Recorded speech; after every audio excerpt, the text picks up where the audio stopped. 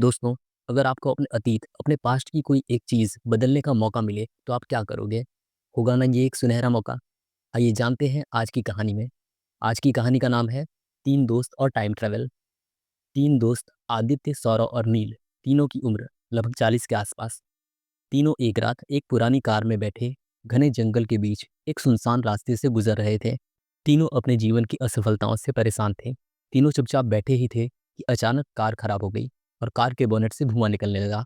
नील frustration में बोला, अब बस यही होना बाकी था। सौरव ने फ्लैशलाइट उठाई और तीनों दोस्त कार से बाहर निकले। तीनों ने कार का बोनेट खोला ही था कि पास की जंगल से एक लड़की की आवाज़ आई। लगा जैसे वह मदद के लिए बुला रही थी। तीनों एक पल के लिए तो चौंक गए। फिर ये जानने के लिए कि मुसीबत में कौन है, तीनों आवाज़ की दिशा में आगे बढ़ने लगे। अंधेरा, घने पेड़ और हर कदम के साथ उनके दिलों की धड़कनें बढ़ती जा रही थी। जैसे ही तीनों जंगल के बीचों बीच पहुंचे, उनके सामने कुछ मसाले जल रही थी और उसके बीच एक लड़की खड़ी थी। लड़की बहुत ही सुंदर थी और इसकी आंखों में लाल रोशनी चमक रही थी। उसे देखकर तीनों दोस्त डर जाते हैं। लड़की कहती है, डरो मत, मेरा नाम माया है और मैं एक जादूगरनी हूँ। मैं तुम तीनों को कोई नुकसान नहीं पहुँचाऊंगी, बल्कि मैं देव मारीच की बेटी हूँ और मेरा काम है लोगों की इच्छाएं पूरी करना। जादूगरनी तीनों दोस्तों से कहती है कि मैं तुम तीनों को एक एक विश दे सकती हूँ। तुम जो मांगोगे वो मिलेगा। ये सुनते ही सौरव बिना सोचे तुरंत कहता है कि 10 साल पहले मेरे बिजनेस पार्टनर से मेरी लड़ाई हो गई थी। उसके बाद मेरा बिजनेस पार्टनर बहुत बड़ा आदमी बन गया। क्या पास्ट में जाकर मैं अपनी इस गलती को सुधार सकता हूँ? जादूगरनी कहती है, हाँ ऐसा बिल्कुल हो सकता है। ये सुनते ही दूसरा दोस्त आदित्य तुरंत कहता है, मैंने अपनी ग्रेजुएशन की पढ़ाई अधूरी छोड़ दी थी, जिसके कारण मुझे अच्छी नौकरी नहीं मिल पाई। क्या पास्ट में जाकर मैं इसे बदल सकता हूँ?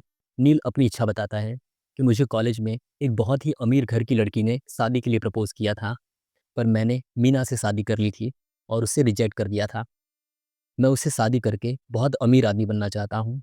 क्या पास्ट में जाकर मैं अपने इस डिसीजन को बदल सकता हूँ? जादूगरनी कहती है, इस नीले पत्थर को स्पर्श करके तुम अपनी सारी इच्छाएं पूरी कर सकते हो। तीनों दोस्त नीले पत्थर को एक साथ छूते हैं और वहां धुएं का गुबार उठता है और समय पीछे की तरफ भागने लगता है। तीनों दोस्त अपने अपने चुने समय में पीछे पहुंच जाते हैं और अपने नए डिसीजन से अपना नया वर्तमान बदल देते हैं। सौरव एक बहुत बड़ा बिजनेसमैन बन जाता है। आदित्य अपना ग्रेजुएशन पूरा कर लेता है और बहुत बड़ी कंपनी में उसे नौकरी मिल जाती है। नील उस अमीर लड़की रिया से शादी कर लेता है और बहुत अमीर आदमी बन जाता है।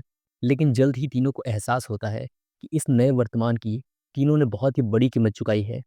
सौरव का बिजनेस पार्टनर उसकी पत्नी को छीन लेता है और इसे शादी कर लेता है। आदित्य एक एक्सीडेंट में अपने दोनों पैर खो देता है और उसकी नौकरी भी चली जाती है। नील की अमीर पत्नी उसे एक गुलाम की तरह रखती है और उसके साथ एक जानवर से भी बदतर व्यवहार करती है। तीनों दोस्तों को अपने इस वर्तमान से नफरत होने लगती है। तीनों दोस्त फिर से जंगल में इकट्ठा होते हैं और मदद के लिए जादूगरनी माया को पुकारते हैं। जादूगरनी माया उन्हें उसी जगह पर मिलती है।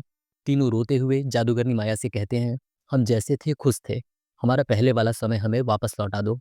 जादूगरनी कहती है, क्या ये तुम्हारा अंतिम फैसला है? तीनों कहते हैं, हाँ ये हमारा अंतिम फैसला है।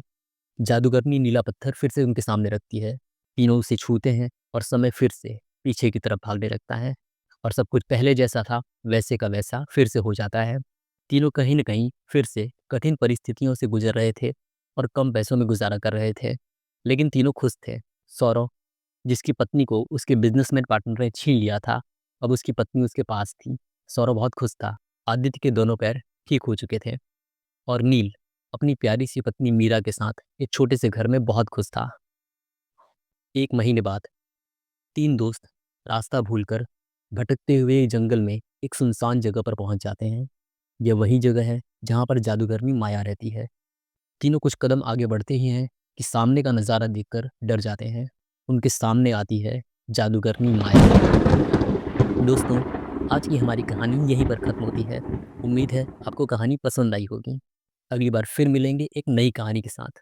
और दोस्तों, इस कहानी से हमें एक प्यारी सी सीख भी मिलती है कि कभी-कभी हमारे पास जो होता है, ईश्वर ने हमें जो दिया है, हम उसकी कदर नहीं कर पाते।